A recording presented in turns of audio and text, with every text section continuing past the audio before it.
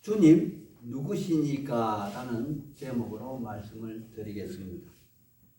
사람은 인생을 살아가다 보면 일생일대 자기 자신의 정체성 변화를 경험할 때가 있는데, 오늘 여기 제목은 사울이 바울 되는 과정에서 일생일대의 특별한 만남을 통해서 정체성의 변화를 가져온 그러한 진물입니다.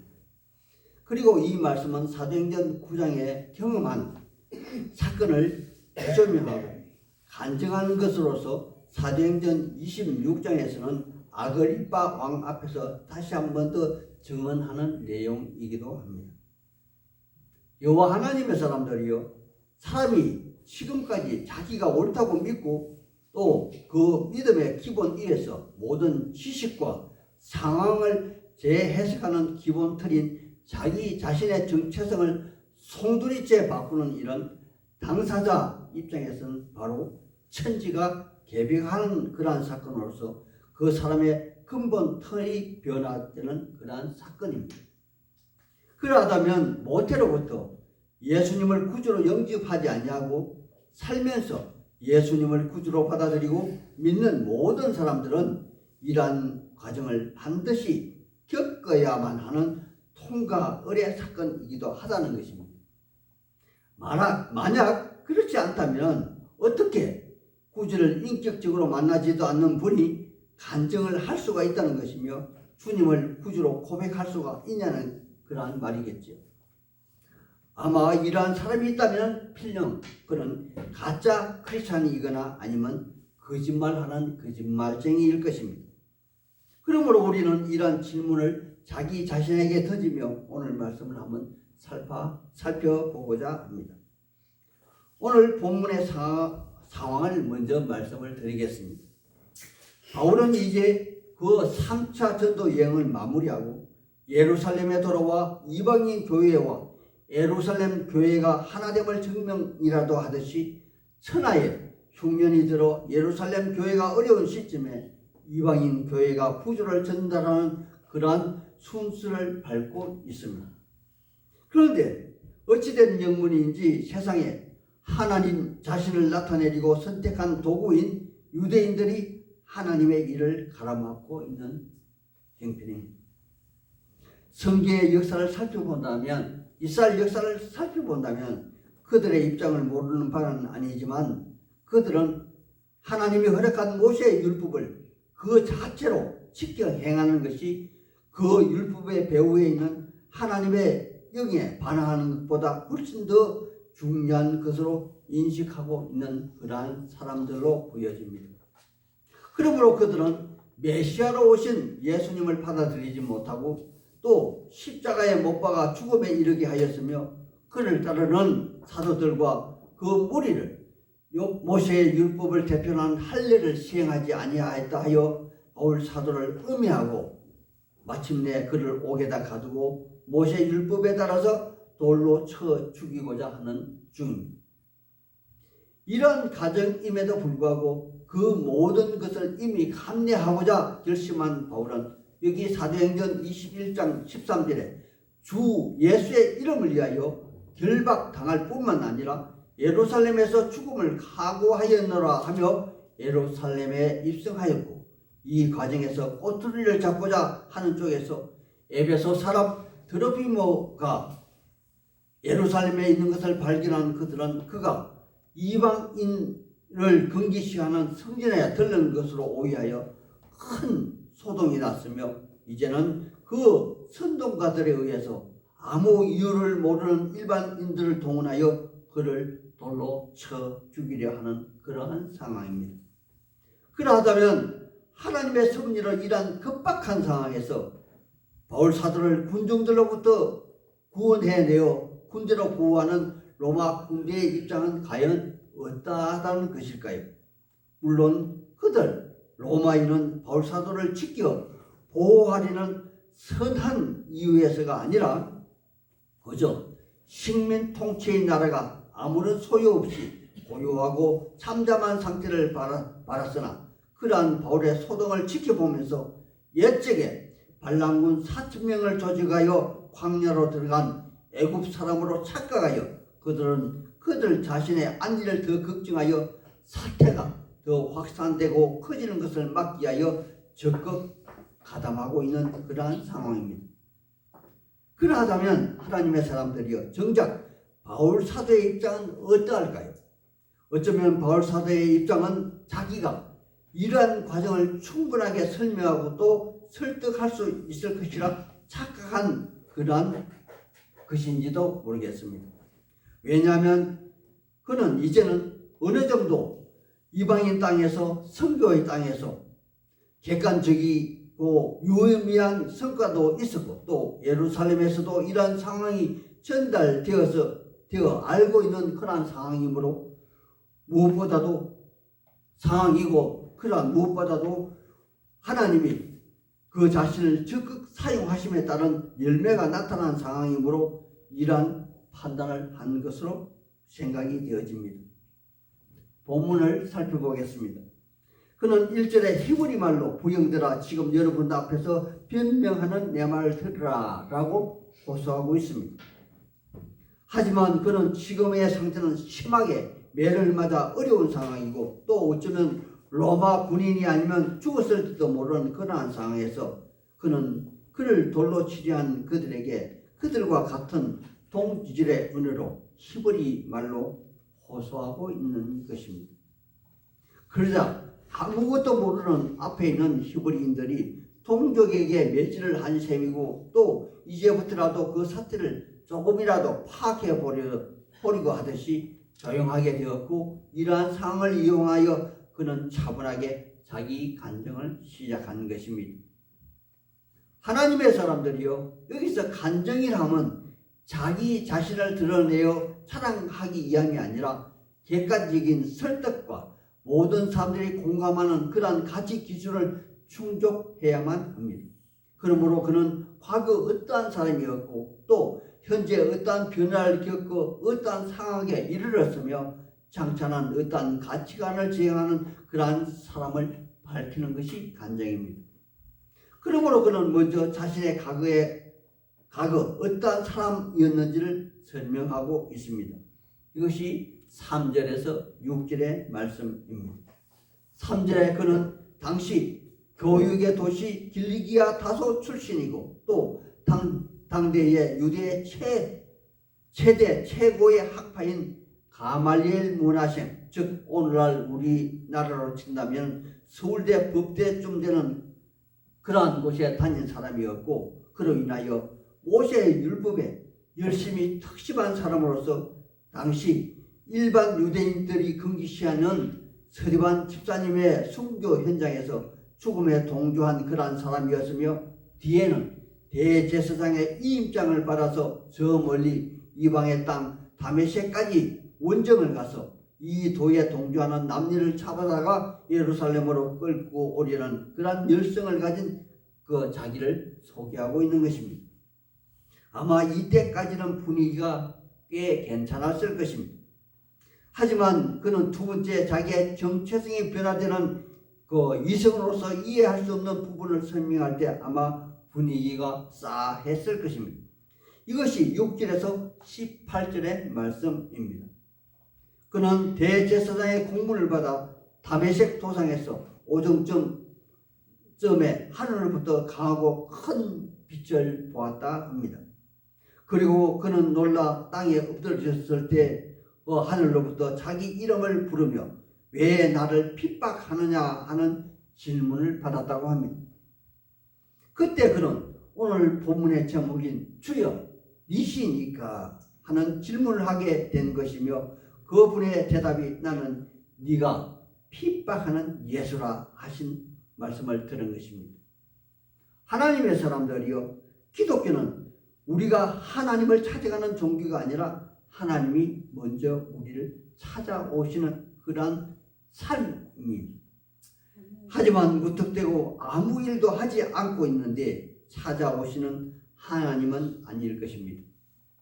바울 사도 그는 창조주 하나님을 믿었지만 구원의 하나님의 섭리는 오해한 상태였습니다. 하지만 그는 나름 정직하고 깨끗하게 그리고 순수한 열정으로 하나님을 섬기느라 그렇게 자부한 상태입니다.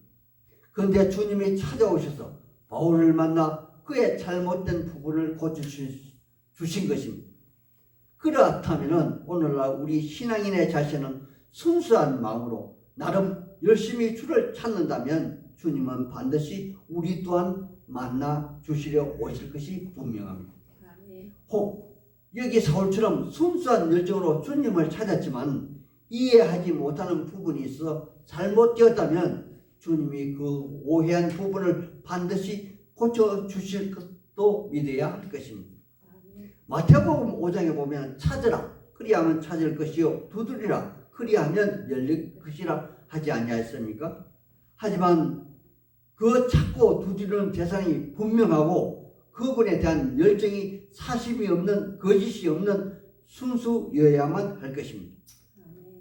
또한 우리 일생일대 중요한 주님이 과연 누구신지를 먼저 알아야 할 것입니다. 내가 믿는 주님이 온 우주를 창조하시고 섭리하시고 또 나를 구원으로 이끌어 주실 그런 분이심을 확인해야만 한다는 것입니다. 그저 맹목적으로 피조물을 조물줄로 여기고 순수한 열정으로 믿었다면 그 믿음은 헛되게 될 것이 분명하기 때문입니다. 또한 이런 질문은 역으로 말해보자면 나는 누구인가를 확인하는 그러한 작업이 될 것입니다. 이러한 분명한 해답을 가지지 못한다면 허울 뿐인 종교 생활을 하는 종교인에 불과하지 않겠습니까? 하나님의 사람들이요 세상에 기독교인보다 윤리적이고 도덕적이고 깨끗한 사람 얼마든지 많습니다. 정직한 사람도 많습니다. 하지만 그 믿음의 대상이 잘못된 구원의 추가 아니라면 아무리 선한 마음으로 깨끗한 마음으로 도를 따라 정진하였다 할지라도 이는 구원에 이르지 못할 것입니다. 제 경험으로 예측에 믿지 않던 제 고향 친구에게 복음을 전하였더니 그 친구가 나한테 그러더군요.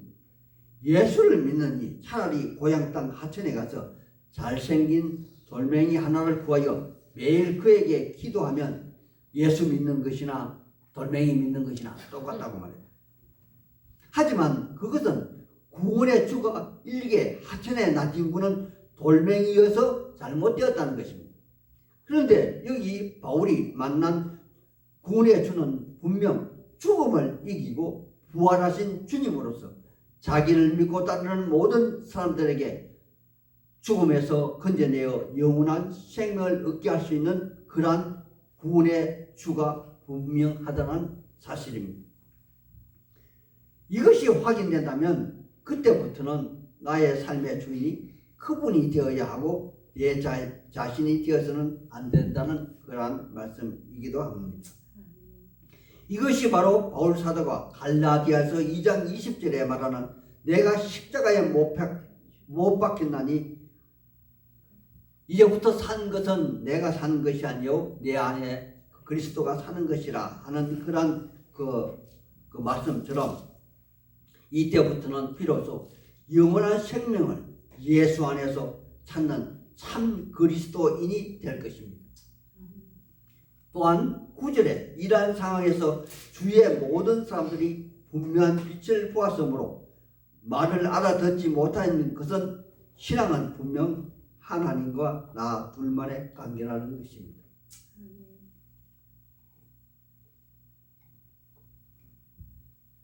그리고 10절에 분명 주님은 사울에게 담메색으로 가라 그렇게 말씀을 하십니다.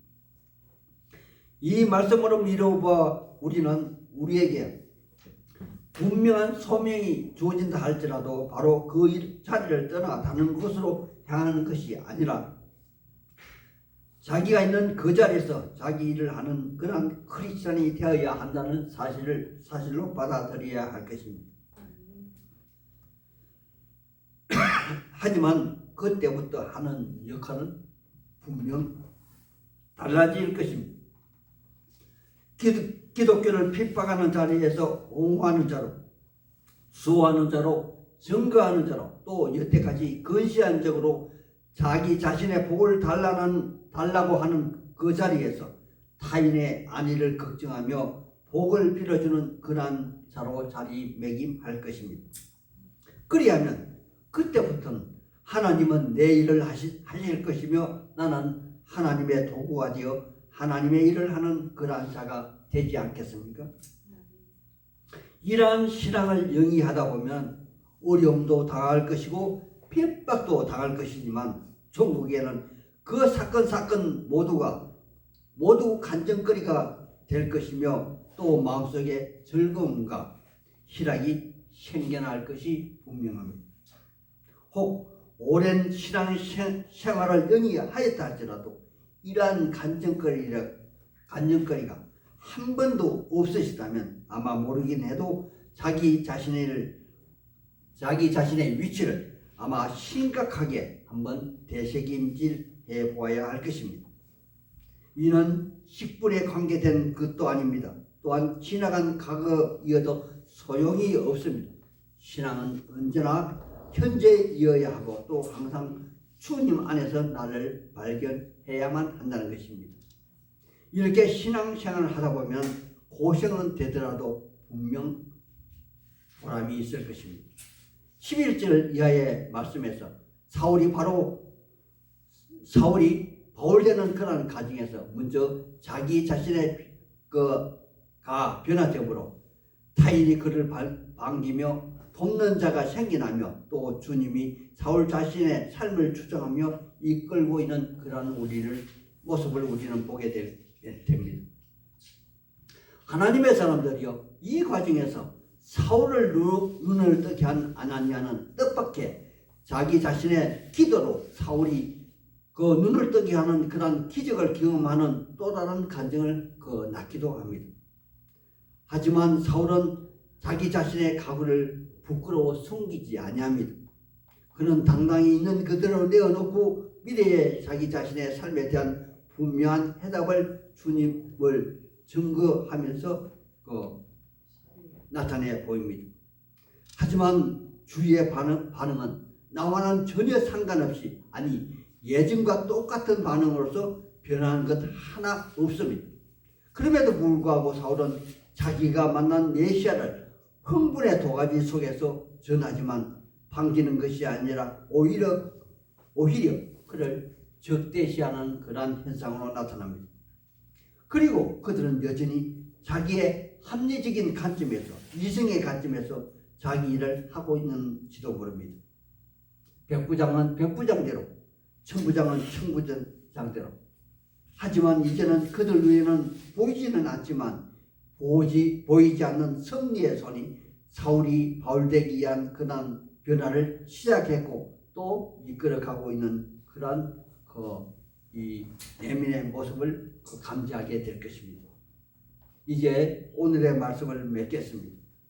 우리는 맹목적인 신앙생활을 하는 그런 것이 아니라 주님을 만남으로부터 신앙생활이 시작된다는 것을 인식해야만 할 것입니다. 그러하다면 우리가 믿는 주님이 과연 어떤 분인지 분명하게 알아야 하지 않겠습니까? 사울은 오늘 본문에서 주님 누구시니까 하는 질문으로서 참 주님을 만났습니다. 그러하다면 사울의 이전까지의 삶은 신앙생활이 아니라 모두가 종교생활에 불과했다는 것입니다. 그리고 진정 주님을 만남으로써 자기 자신이 누구인지를 그는 알았습니다. 그러므로 그는 진정 온 우주보다 소중한 자기 자신의 생명을 주님께 의탁하게 된 것이 아닐까요? 여기 하늘 향기 나는 교회의 표지가 무엇입니까? 첫째는 성경을 통하여 진정 하나님을 알자는 것이 아닙니까? 두 번째, 하나님을 진정 알게 됨으로써 누구를 안다고요? 바로 나 자신을 알게 된다는 것이죠. 그러하다면 세 번째, 그래서 말씀대로 몸부림치며 한번 우리 인생을 주님을 위해서 살아보아야 하지 않겠습니까?